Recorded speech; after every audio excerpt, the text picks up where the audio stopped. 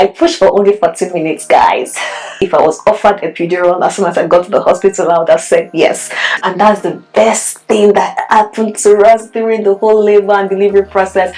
As someone who has lost a pregnancy before, I was at the mercy of the doctor's advice. I did not want to be medicated again, and I did not want a repeat C-section. And guys, guess what? We did it. Hi guys, welcome to my channel. It's Kosi here again. How are you? Thank you for joining me today. If you are a first-time subscriber, hey, welcome to the party. So good to have you. And if you're an OG, a returning subscriber, hey, what's up? What do you do? I hope you've been keeping safe since my last upload. I'm officially 4 months postpartum, and I honestly do not know why it has taken me this long to make this video. We had our second baby in November of 2023. That pregnancy, labor and delivery was a testament to the faithfulness of God, and I thought I'll come on here to talk to you guys about the whole gist. Now, if you follow me on social media, one thing that I did not mention is that the labor and delivery of our second son was unmedicated. It was not a repeat C-section, it was a VBAC. VBAC, if you do not know, means vaginal birth after cesarean section. And we were very deliberate, you know. We really wanted that to happen for us because with our first son, there was so much that was really out of our control, and there's so much that we wish we had done differently. At the end of the day, it was not really about the things that we did. It was pretty much the grace of God, but we did what we could do within our human capacity to allow for that to happen.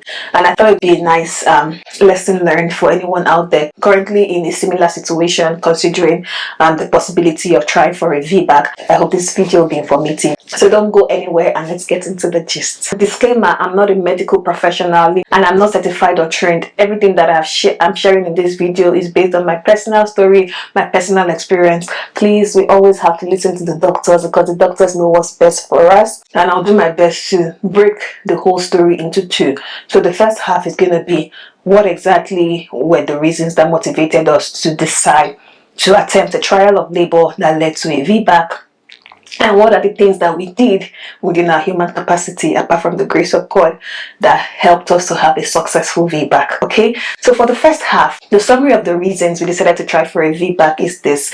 I felt like for our first pregnancy, that ended up in an emergency C-section after days of labor in the peak of the pandemic, was completely avoidable. Because as someone who has lost a pregnancy before, I was at the mercy of the doctor's advice. You know, when the doctors advise you, they will tell you at the end of the day, the decision is yours, right?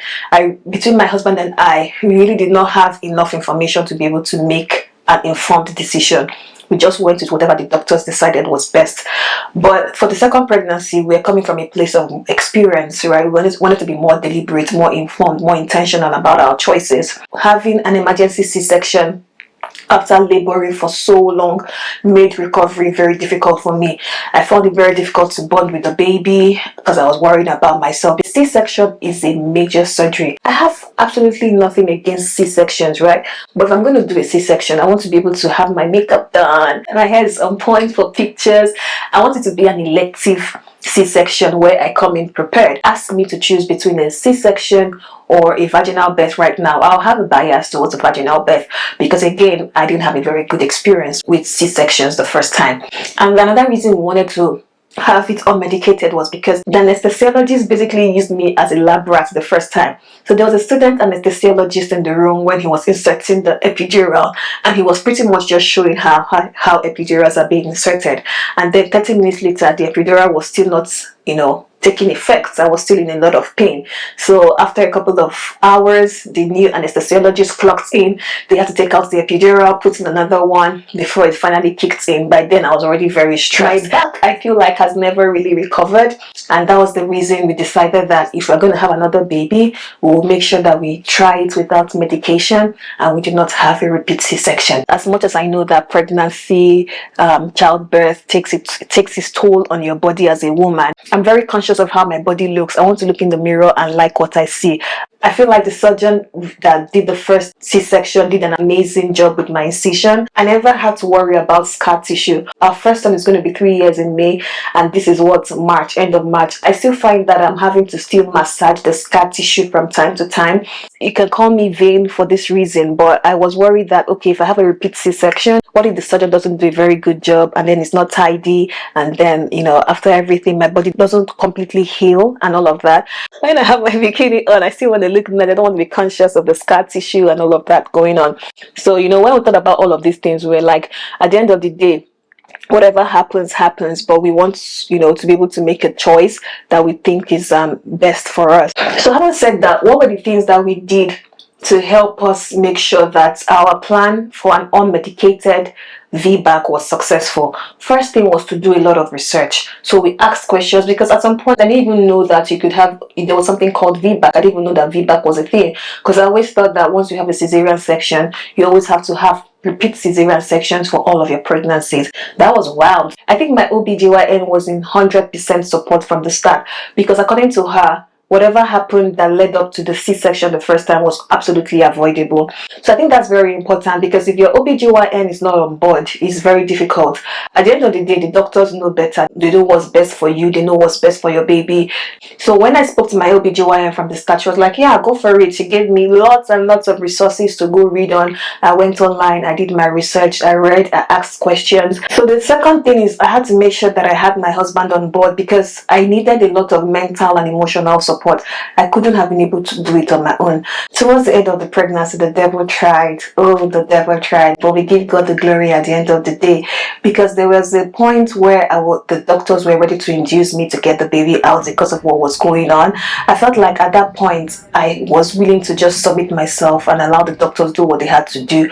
But because, you know, I had my husband's support, and we looked back and said, this is not the plan. If I was being induced, I would have to labor in the hospital for as long as possible. So when the doctors brought up the idea of getting me induced, I spoke to my husband about it, and together we cooperated and we decided that, you know what, we're going to wait until I go into labor by myself. And thumbs up to my physiotherapy. She was absolutely amazing. I pushed for only 40 minutes, guys. I saw a physiotherapist from the beginning of my pregnancy up until the end. During one of our sessions, she actually put me through the whole process of pushing, how to do my Kegels. One session that we did the whole pushing exercise, we're supposed to have a follow-up section, and before I went into labor and baby came. Again, baby came earlier than he was supposed to. It was a roller coaster that period, because we were not ready. If you live in Canada, if you work in Canada, there are very high chances that the benefits that you get from work already covers your visit to the physiotherapist to up to at least 80%. Many of us do not know. So go check, okay? You need to take advantage of all the benefits that you get from work if you're an expectant mom and you're hoping to have a baby very soon. Anywho, labored at home as long as possible from 1 a.m. all the way to 6 a.m.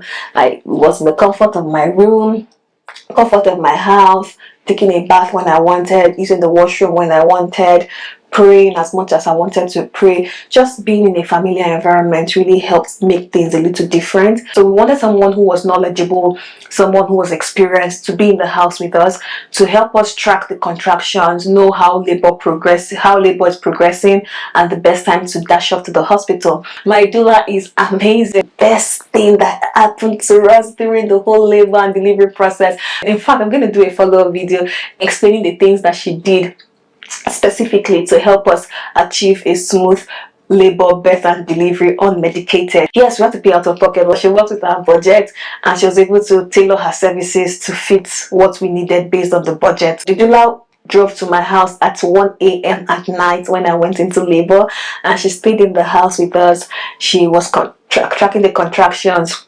suggesting pain management strategies, giving us mental, emotional, informational and physical support. So I started labor at 1 a.m. got to the hospital at about 6 a.m. past 6 a.m. and baby came less than 2 hours later. If you're in Calgary, I'll put her information in the caption below so that you can reach out to her, but she probably might have some availability for your own date as well. Normally I like to stay active. I like to hike, I like to dance, I like to ski, I like to do all of that stuff, fun stuff, but I was deliberate enough to make sure that I was active before the pregnancy, so that during the pregnancy my body does not have to adjust to a lot of activity. Even postpartum has also been amazing. I think for me, the highest point of this whole journey was having to walk out of the labor and delivery room on my feet using the bassinet support, but I was on my feet. And for me, that was just the highest blessing and miracle of all, because coming back home, I was able to bond with my baby, help in the house, support the toddler. Of course, I was taking things slowly because my body had gone through a lot. I was able to do those things if I wanted to, right? Advocated for ourselves. All of those things that you do not know you can actually say no to if you do not want them were the things that my doula was educating us on. So I didn't labor on my back at all. I was either standing, I was squatting, I was just trying out different positions. And I knew that if I did not have information, I would have submitted myself to get induced as soon as the doctors, suggested that. But because the doula, was there telling us what we could tell the doctors, we were able to basically go into labor by myself without getting induced.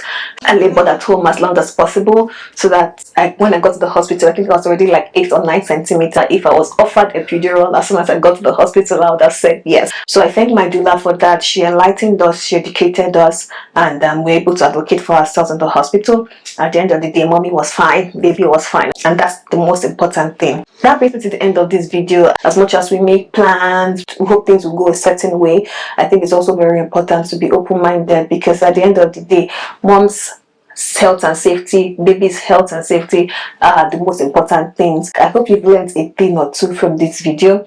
I hope my story and my experience will be inspiring enough for you to know that it's possible. I hope that you enjoyed watching this video. If you did, thumbs up, like the video. Do not forget to share, because there's love in sharing. And do not forget to hit the subscribe button so that you know when I have videos like this again in the future. Until my next video, take care of yourself, stay safe, and always remember to be kind. Goodbye.